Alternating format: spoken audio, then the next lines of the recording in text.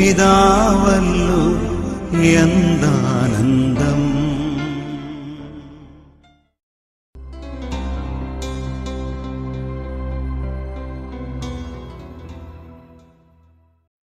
സർവശക്തനാണല്ലോ എന്റെ ദൈവം, ഇല്ലില്ല സാധ്യമായൊന്നുമില്ല. സർവശക്തനാണല്ലോ എന്റെ ദൈവം, ഇല്ലില്ല സാധ്യമായൊന്നുമില്ല. അഖിലാണ്ടത്തെ നിർമ്മിച്ചവൻ എൻ പിതാവല്ലോ എന്നാനന്ദം. അഖിലാണ്ടത്തെ നിർമ്മിച്ചവൻ എൻ പിതാവല്ലോ എന്നാനന്ദം.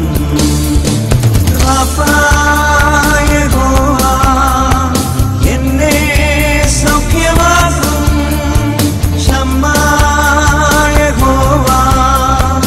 എന്നും അവനുണ്ട്.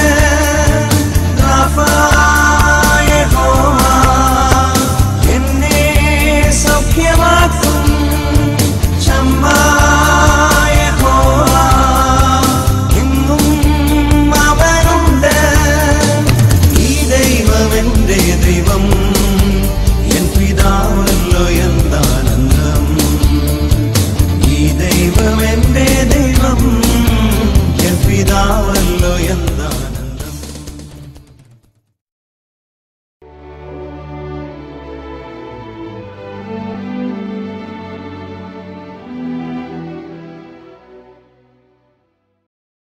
ഹല്ലേലൂയ. അഗ്നികുണ്ഡത്തിൻ്റെ മധ്യത്തിൽ നിൽക്കുന്നവരുണ്ട്. ജീവിത തകർച്ചകളിൽ, പരാജയങ്ങളിൽ, തീരാ രോഗങ്ങളിൽ ഉള്ളവരുണ്ട്. വൈദ്യശാസ്ത്രത്തിന് ഒന്നും ചെയ്യാൻ പറ്റത്തില്ല. വൈദ്യശാസ്ത്രം പറയുന്നതല്ല അവസാനത്തെ വാക്ക്. ഒന്ന് പറഞ്ഞേ. വൈദ്യശാസ്ത്രം പറയുന്നതല്ല അവസാനത്തെ വാക്ക്. ഡോക്ടർ പറയുന്നതല്ല അവസാനത്തെ വാക്ക്. ഡോക്ടർ പറയുന്നതല്ല അവസാന. ഡോക്ടർ അവർ പഠിച്ചത്, അവർ മനസ്സിലാക്കിയത്, അതൊക്കെയാണ് അവർ സംസാരിക്കുന്നത്. ഇത്ര മാസത്തെ കാലാവധി അല്ല ഇത്ര ദിവസമേ ആയുസ് കാണത്തുള്ളൂ. പക്ഷേ നിന്റെ ആയുസ് വർദ്ധിപ്പിക്കുവാൻ കർത്താവിന് പറ്റുമോ? പറ്റുമോ? നിന്റെ രോഗത്തെ സുഖപ്പെടുത്താൻ കർത്താവിന് പറ്റുമോ? അവസാനത്തെ വാക്ക് യേശു ക്രിസ്തുവിൻ്റെ വാക്കാ. യേശു എന്ത് പറയുന്നോ അതേ ഇവിടെ നടക്കത്തുള്ളൂ. യേശു എന്ത് തീരുമാനിക്കുന്നുവോ അതേ ഇവിടെ നടക്കത്തുള്ളൂ. ഡോക്ടറോ വൈദ്യശാസ്ത്രമോ മറ്റാരും തീരുമാനിക്കുന്നതല്ല. യേശു എന്ത് പറയുന്നു, യേശു എന്ത് തീരുമാനിക്കുന്നു അതേ ഇവിടെ നടക്കത്തുള്ളൂ. കഴിഞ്ഞ ആഴ്ചയിൽ ഞാൻ ഖത്തറിൽ ശുശ്രൂഷ ചെയ്യുമ്പോൾ അവിടെ വെച്ച് പരിചയപ്പെട്ട ഒരു സഹോദരൻ, അപ്പോൾ അവിടുത്തെ പ്രയർ ഗ്രൂപ്പിലെ ലീഡേഴ്സ് അവരൊക്കെ പറഞ്ഞു, ബ്രദറെ ഇവിടെ ഒരു സഹോദരനുണ്ട്, മംഗലാപുരം സ്വദേശിയാണ്, ഹൈന്ദവനായിരുന്നു. ഇപ്പോൾ അവനും ഭാര്യയും കുഞ്ഞുങ്ങളൊക്കെ ക്രിസ്ത്യാനികളാണ്. അവൻ്റെ ജീവിതത്തിൻ്റെ വലിയ തകർച്ചയിൽ യേശു ഇടപെട്ട വലിയൊരു അനുഭവം, നമ്മുടെ വിശ്വാസത്തെയൊക്കെ ഒന്ന് ജ്വലിപ്പിക്കുന്നൊരനുഭവമാണ്. അത് ഞാൻ പങ്കുവയ്ക്കാം. അവന് അവിടെ ഒരു കമ്പനിയുടെ അസിസ്റ്റൻ്റ് മാനേജറായിട്ട് ജോലി ചെയ്യുന്ന സമയം നന്നായിട്ട് അവന് ജോലിയൊക്കെ അവൻ ചെയ്തു. നന്നായിട്ട് പോയിക്കൊണ്ടിരിക്കുമ്പോൾ ഇവൻ ഒരു ചെറിയ കമ്പനി ആരംഭിച്ചു. ഈ ചെറിയ കമ്പനി ഇവൻ ആരംഭിച്ചപ്പോൾ ഇവൻ ജോലി ചെയ്യുന്ന കമ്പനിയുടെ ഉടമസ്ഥൻ ആ കമ്പനി തകർക്കാൻ വേണ്ടി, ഇവനെ തകർക്കാൻ വേണ്ടി ഇവൻ്റെ പേരിൽ 7ഓളം കേസുകൾ കൊടുത്തു. ഗൾഫ് രാജ്യത്താണ്. അവിടെയൊക്കെ ഒരു കേസിലൊക്കെ പെട്ട് കഴിഞ്ഞാൽ ഒരു പുരുക പ്രയാസമാണ്. ഈ വ്യക്തിയുടെ പേരിൽ 7ഓളം കേസുകൾ കൊടുത്തു. ഇവൻ ശക്തമായിട്ട് ദൈവസന്നിധിയിൽ പ്രാർത്ഥിക്കാൻ തുടങ്ങി. അവൻ്റെ പ്രാർത്ഥനാ കൂട്ടായ്മയിലുള്ളവരെല്ലാം അവന് വേണ്ടി ദൈവസന്നിധിയിൽ ഹൃദയം നുറുകി പ്രാർത്ഥിച്ചു. ഹല്ലേലൂയാ. എല്ലാവരും ചെന്ന് ഹല്ലേലൂയാ, ഹല്ലേലൂയാ, യേശുവേ നന്ദി. ഈ ഹൈന്ദവ സഹോദരന് ക്രിസ്ത്യാനിയായ വ്യക്തിയാണ്. ആ മകൻ്റെ വിശ്വാസത്തിൻ്റെ തീവ്രത, അവൻ വെളുപ്പിനെ 3 മണിക്ക് അലാറം വെച്ചുകൊണ്ടിട്ട് കരുണക്കൊന്ത ചൊല്ലും. എന്നിട്ട് ജപമാല, എന്നിട്ട് തുടരെ അവൻ ജപമാല മണികളിലൂടെ 2000ഓളം നന്മ നിറഞ്ഞ പറയുക ചെല്ലും. ഇപ്പോഴും അതുതന്നെയാണ് ചെയ്യുന്ന കാര്യങ്ങൾ. രാവിലെ 3 മണിക്ക് എഴുന്നേറ്റിട്ട് കരുണക്കൊന്ത ചൊല്ലും, ജപമാല 4 ജപമാലയുടെ രഹസ്യങ്ങൾ ചൊല്ലിയിട്ട് 2000 നന്മ നിറഞ്ഞ പറയും ഇവൻ ചൊല്ലും. ദൈവം ഇവൻ്റെ ജീവിതത്തിൽ ഇടപെടുകയാ. നിഷ്പ്രയാസം 7 കേസുകളിൽ നിന്നും അവൻ രക്ഷപ്പെടുകയാണ്. 7 കേസുകളിൽ നിന്നും, കള്ളക്കേസിൽ നിന്നും അവൻ സ്വതന്ത്രനായി. ഹല്ലേലൂയ. കരമടിച്ച് കർത്താവിനെ സ്തുതിക്കാമോ? ഹല്ലേലൂയ. യേശുവേ ആരാധന. കരം ഉയർത്തി അടിക്കാമോ? ശക്തിയോടെ ശക്തിയോടെ എല്ലാവരും ഒന്നുയർന്ന് കരമടിച്ചേ. കരം ഉയർത്തി അടിക്കട്ടെ. ഹല്ലേലൂയ. Praise the Lord. 7 കേസിൽ നിന്നും അവന് വിടുതലായി. ഇനി ദൈവം അവനെ ഉയർത്താൻ പോകുക.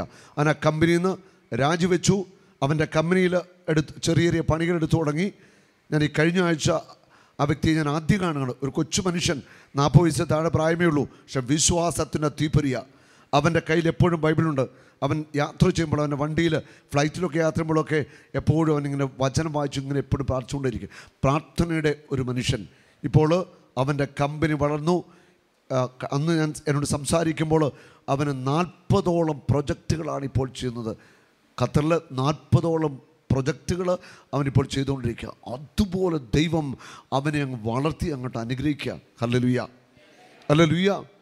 ഇപ്പോഴും ഈ തിരക്കിനിടയിലും അവന് 3 മണിക്ക് കരണക്കൊന്ത 2000 നന്മ നിറഞ്ഞവരെയെ നിങ്ങൾ ചൊല്ലി ഇങ്ങനെ പ്രാർത്ഥിച്ചുകൊണ്ടേയിരിക്കും.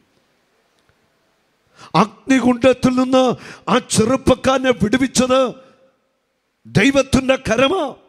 2 കൊരിന്തോസ് 4:7 പരമമായ ശക്തി ദൈവത്തിൻ്റെതാണ്. ഞാൻ അവിടെ ഖത്തറിൽ എല്ലാം ഇംഗ്ലീഷ് ധ്യാനങ്ങളായിരുന്നു. അപ്പോൾ അവിടെ ആയിരിക്കുമ്പോൾ ഈ സഹോദരന് എന്നെ ഒന്ന് കാണണമെന്ന് ആഗ്രഹമുണ്ട്.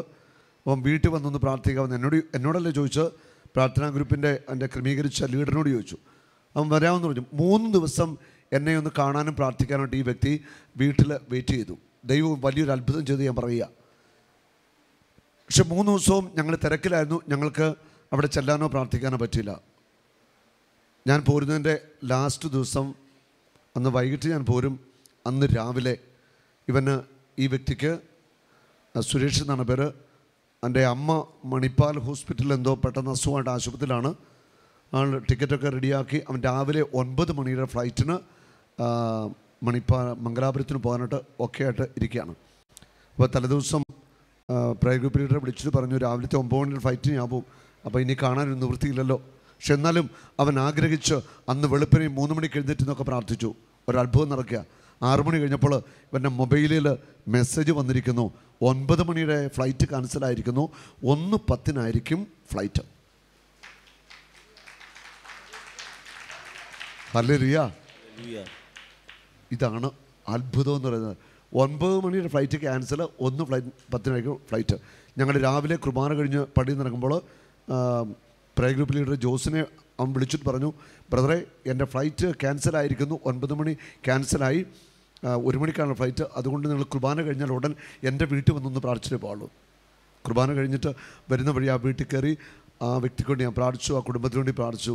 നല്ലൊരു തീഷ്ണമതിയായ ഒരു ചെറുപ്പക്കാരൻ. Hallelujah, hallelujah. നോക്കി, ഒരു വ്യക്തി അഗ്നികുണ്ഡത്തിൽ നിന്ന് 7 കേസുകൾ, കള്ളക്കേസ് മുഴുവൻ അവൻ്റെ കമ്പനി വിളിക്കാൻ, അവനെ അകത്താക്കാൻ വേണ്ടി മറ്റ് കമ്പനിക്കാർ ഇതാ, പക്ഷെ എല്ലാറ്റിൽ നിന്നും ദൈവം അവനെ ഉരിച്ചു. എന്ന് 40 ബിൽഡിങ്ങിൻ്റെ പ്ലംബിങ്, വയറിങ്, മൊത്തം വർക്കുകൾ അവനാണ് ചെയ്തുകൊണ്ടിരിക്കുന്നത്, മുഴുവൻ വർക്കുകൾ. അപ്പോൾ എത്ര കോടി രൂപയുടെ വർക്കാണ്, ചിന്തിക്കാൻ പറ്റത്തില്ല. ഞാനിത് പറഞ്ഞത്, ദൈവം ഒരു മനുഷ്യനെ ഉയർത്തുകയാണ്. പ്രാർത്ഥിക്കുന്ന മനുഷ്യൻ്റെ എല്ലാ മേഖലയിലും, ബിസിനസ്, ജോലി, സമ്പത്ത്, കൃഷി, എല്ലാ മേഖലകളിലും കർത്താവ് അനുഗ്രഹം വർഷിക്കും. Praise the Lord. ആ മകന് കർത്താവിന് വേണ്ടി നന്നായിട്ട് ശുശ്രൂഷ ചെയ്യുന്ന ഒരു വ്യക്തിയാണ്. ധാരാളമായിട്ട് ദൈവരാജ്യത്തിന് വേണ്ടിയൊക്കെ കൊടുക്കുന്നുണ്ടെന്നാണ് അവരൊക്കെ എന്നോട് പങ്കുവെച്ചത്. ഞാനിത് പറഞ്ഞത്, നമ്മൾ പ്രാർത്ഥിക്കുന്നുണ്ട്. ഇന്ന് രാവിലെ പ്രാർത്ഥനയെക്കുറിച്ചൊക്കെ നിങ്ങൾ കേട്ടു. നമ്മുടെ ഒന്നുമല്ല, മണിക്കൂറുകൾ നീളുന്ന പ്രാർത്ഥനാ ജീവിതത്തിലേക്ക് നമ്മൾ വരണം. നമ്മൾ തൊടുന്നത് മുഴുവൻ കർത്താവ് അനുഗ്രഹമാക്കും. പറഞ്ഞു കേട്ടില്ലേ, തൊടുന്നത് മുഴുവൻ പൊന്നാണെന്ന് പറഞ്ഞിട്ട് കേട്ടില്ലേ? പ്രാർത്ഥിക്കുന്ന മനുഷ്യൻ്റെ ജീവിതത്തിൽ തൊടുന്നത് മുഴുവൻ പൊന്നായിട്ട് മാറ്റും കർത്താവ്. ആരാരും കാണാതീരിൽ നാഥൻ അനുഗ്രഹമഴവില്ലു തീർക്കും. പ്രത്യാശ നൽകും, സന്തോഷമാകും, പടിയിറങ്ങിടും പാപം.